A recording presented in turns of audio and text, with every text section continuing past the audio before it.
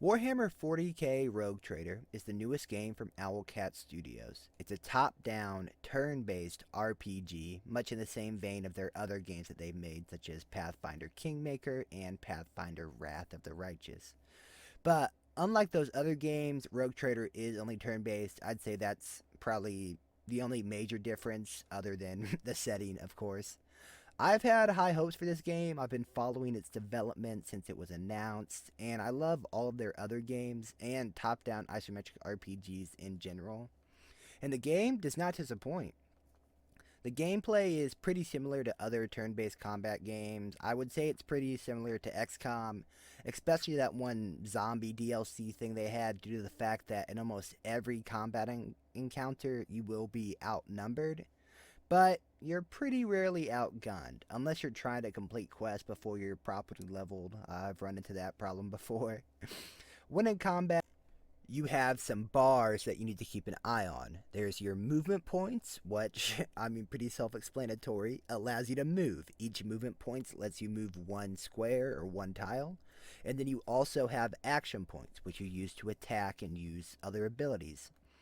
Now, you can generally only attack once per turn per character unless you have abilities that say otherwise.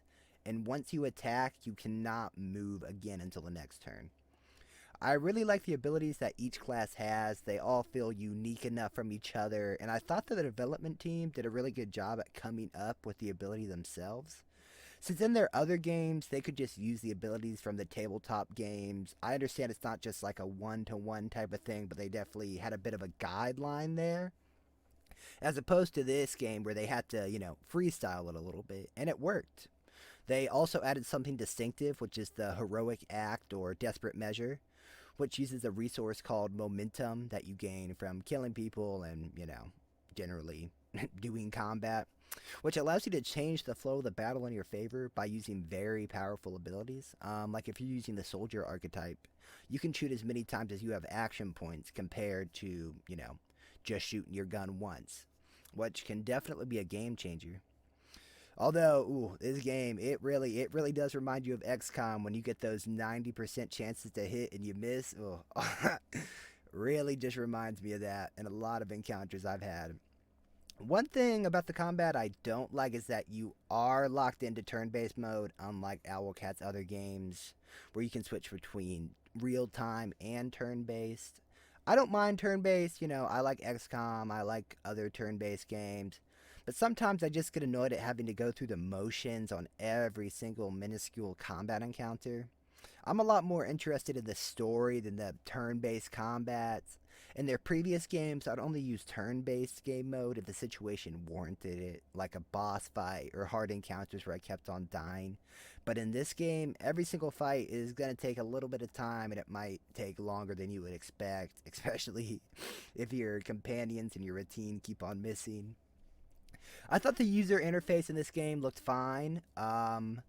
Pretty similar to their other properties. I'm not an expert in the topic. I found it pretty functional, pretty easy to use, and self explanatory. I didn't have any complaints with it. I want to go over a brief overview of the story just to see if you guys would be interested in it. I'll be keeping the spoilers to a minimum, mostly stuff that happens about an hour or two after you start playing. You start in the character creation menu, which I thought was pretty cool, and you're able to choose what planet you were born on, and that gives you different buffs and what your profession was before. I think it really helps you decide what type of character you want to roleplay as and just play as in general. And then also, if you're unfamiliar with the lore, it's also kind of good at easing you into the massive world of Warhammer 40k. I'll confess that I don't know too much about the lore other than learning stuff through like cultural osmosis. I've watched a YouTube video or two, and I've also played the Warhammer 40k Space Marine game, which, I mean, I'm hyped they're making a sequel to. Not sure if anybody else saw that. I think the game does a great job of presenting the lore and allowing yourself to learn at your own pace. You can ask all of your companions as you meet them what their role in the world is and what their thoughts on matters are, or you can just go through the game without giving a rat's ass about the universe you inhabit. I mean, you could just keep on pressing continue. So, after creating your character, you find out that you are one of the heirs to the Von Valachius Rogue Trader dynasty. You might be wondering what a rogue trader is. I had never heard of it before playing, but a rogue trader in the Warhammer 40k universe is a unique combination of freelance explorer, conqueror, and trader. They have ancient hereditary warrants of trade that was given to them by the Emperor of Mankind, allowing them to operate independently and travel beyond the Imperium's borders. Rogue traders are empowered to trade, negotiate, and engage with alien species, and they often command considerable private armies and fleets, which you do. They play a vital role in expanding the reach of the Imperium, exploring unknown regions, and acquiring valuable resources, often operating at the fringe of established imperial law and governance. Their adventures are usually fraught with peril as they navigate the dangers of uncharted space, alien encounters, and political intrigue. That's sort of the gist of it. You can get more in depth. I'm not a lore expert. So, as you board the flagship of your new family, after a little explanation of why you're there and you learn what a rogue trader is, shit hits the fan pretty immediately. Your ship is currently warping, which in the Warhammer universe is how ships travel between star systems. But instead of using FTL or something along those lines, you travel through the dimension of hell called the warp. I mean, it really is just like the universe's dimension of hell. So it has actual demons and agents of chaos in it.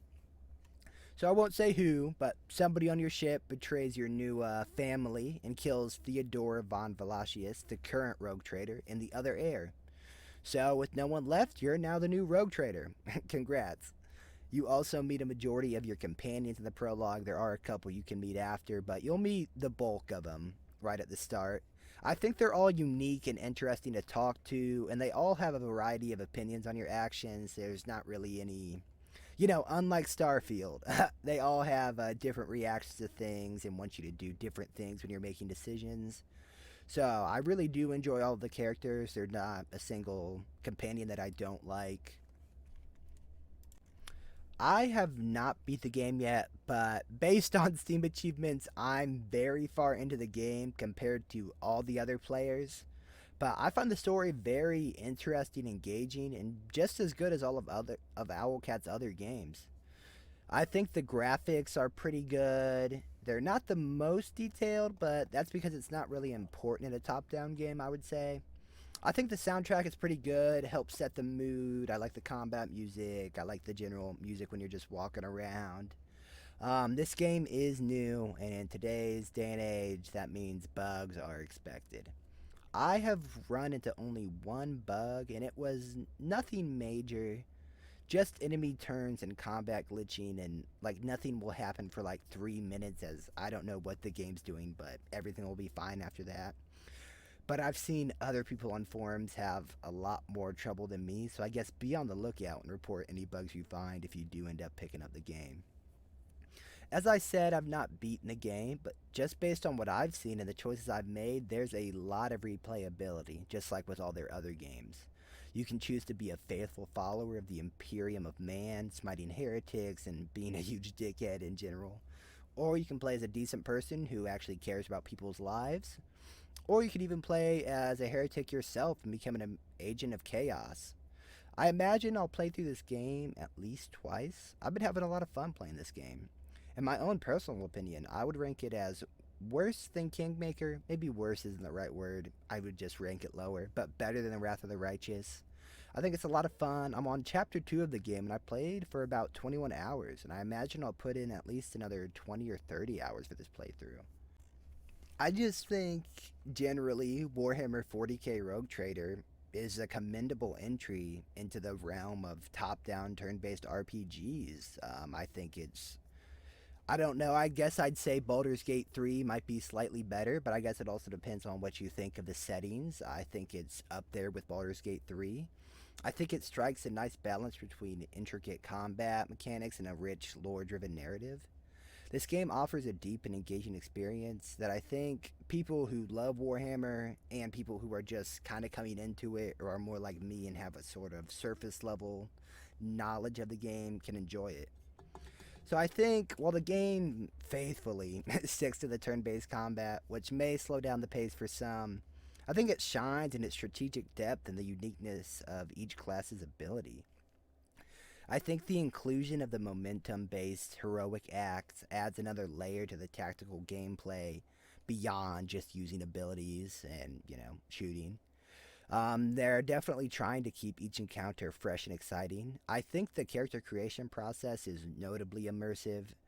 I just think the fact that you get to choose your planet and your job, and it really just helps you set up what type of person that your character is.